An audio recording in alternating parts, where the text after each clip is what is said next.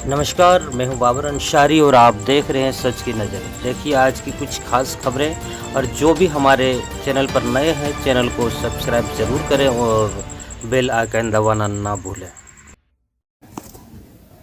सिमुलतला में व्यवसायी अजीत सिंह के साथ पुलिस की बर्बरता, प्रशासन की विफलता का परिणाम, सांसद गिरिधारी यादव। सिमुलतला, जमुई। पुलिस द्वारा समाजसेवी सह व्यवसायी अजीत सिंह के साथ की गई बर्बरतापूर्ण कार्रवाई पर नाराजगी व्यक्त करते हुए बांका लोकसभा सांसद सह पूर्व जदयू महासचिव गिरिधारी यादव ने इसे स्थानीय प्रशासन की निष्क्रियता और गंभीर चूक करार दिया है। रविवार को सिमुलतला पहुंचकर उन्होंने पीड़ित परिवार से मुलाकात कर ढांढस बंधाया और कहा कि इस मामले में वे जल्द ही आरक्षी अधीक्षक जमुई से मिलेंगे और आवश्यकता पड़ी तो पुलिस महानिरीक्षक से भी कार्रवाई की मांग करेंगे। सांसद ने कहा, सिमुलतला मेरा पैतृक स्थान है और यहाँ के लोगों से मेरा आत्मीय संबंध है। अजीत सिंह कोई अपराधी नहीं है, फिर भी रात के अंधेरे में उनके साथ जो हुआ वो पूरी तरह अनुचित और दुखद है। पुलिस को समझना चाहिए कि कौन व्यक्ति प्रतिष्ठित है और किसके साथ कैसा व्यवहार होना चाहिए। उन्होंने स्पष्ट किया कि कटोरिया पुलिस से भी उन्होंने मामले की जानकारी ली है और यह घटना स्थानीय प्रशासन की लापरवाही का सीधा नतीजा है। उन्होंने सवाल उठाया कि जब अपराधियों की सूची थाना में उपलब्ध होती है तो फिर एक सम्मानित नागरिक के साथ इस तरह की कार्रवाई क्यों की गई।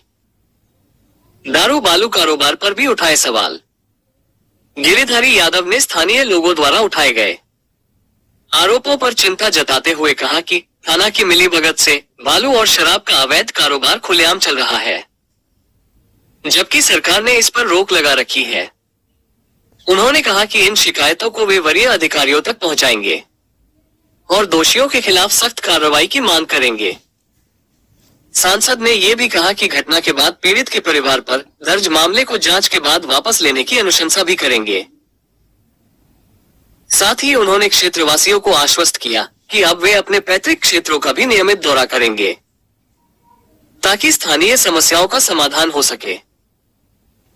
इस अवसर पर सांसद के पुत्र व समाज सेवी चाणक्य प्रकाश रंजन, कोऑपरेटिव बैंक मुंगेर जमुई के उपाध्यक्ष श्रीकांत यादव, जिला पार्षद प्रतिनिधि आलोक राज, मुखिया प्रतिनिधि अताउल अंसारी, डॉक्टर विजय यादव, पंसस मोहम्मद सत्तार अंसारी, पंसस विनोद यादव, पंसस नागेश्वर यादव, समाज सेवी गोविंद सिंह लाल, तुलसी राम, शशिभूषण सिंह, डॉक्टर रहमान, मोहम्मद सजाद, रणवीर सिंह समेत बड़ी संख्या में व्यवसायी वर्ग और स्थानीय जनप्रतिनिधि मौजूद थे।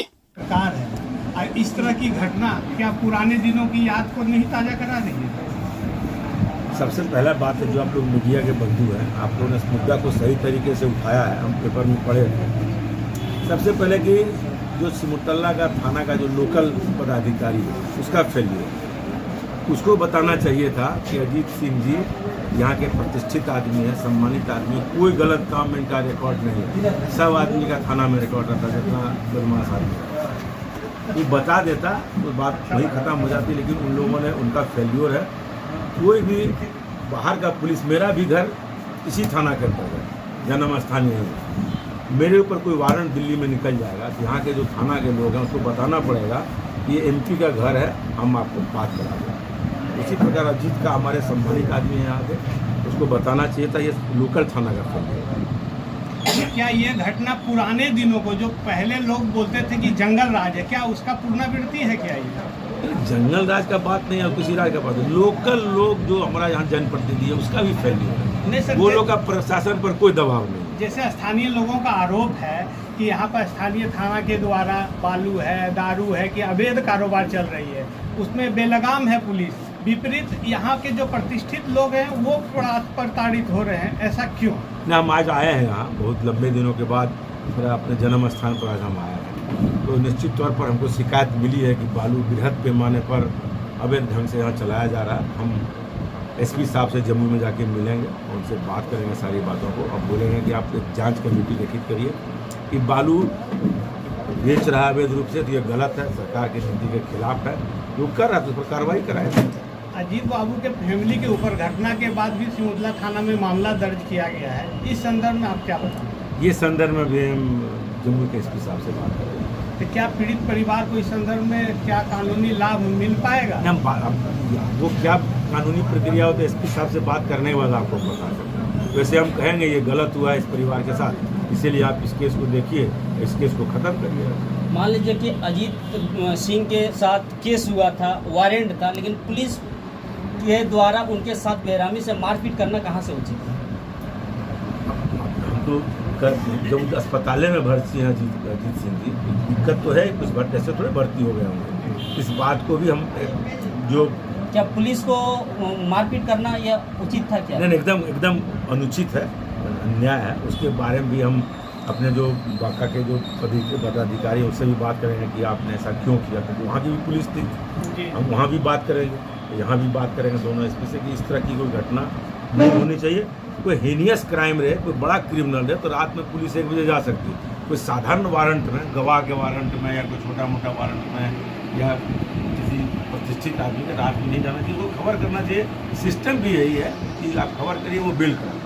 आपका यहाँ क्षेत्रीय आवास भी है, आप यहाँ के जन से जुड़े हुए हैं। अजीत बाबू को आप भी व्यक्तिगत तौर पर जानते हैं, तो इस संदर्भ में बताइए कि अजीत बाबू के साथ जो ये घटना हुई है, क्षेत्र के लोग मर्माहत हैं। लोग आश्वासन चाह रहे हैं कि भविष्य में इस तरह की घटना की भी पुनरावृत्ति नहीं होगी। ऐसा क्षेत्र के लोग खास करके इसलिए आपसे आशा रखे हुए हैं क्योंकि आप यहाँ के जनप्रिय भी हैं और जन से जुड़े हुए भी हैं। हम हमारी सरकार है, अब हम निश्चित तौर पर एसपी साहब से मिल के तो बात को उठाएंगे कि इस तरह का घटना पुनरावृत्ति नहीं हो। कोई क्रिमिनल बड़ा है उसको आप पकड़िए, रात में आपत्ति नहीं। उसको छोटा मोटा वारंट है, गवाह का वारंट है या इस तरह का वारंट है, कोई गलती से निकल गया, उसको आप खबर करिए। वो हम लोग यही काम करते हैं, हमारे पर भी वारंट निकला गवाह, कहाँ हमको पकड़ लिया। हमको वारंट तो किसी पर निकल सकता है, कल मेरे ऊपर भी कोई दिल्ली में केस हो जाएगा, एड्रेस तो यही लिखा है, तो क्या करेगा? आपका घर में चला जाएगा कि हमको पहले बताए।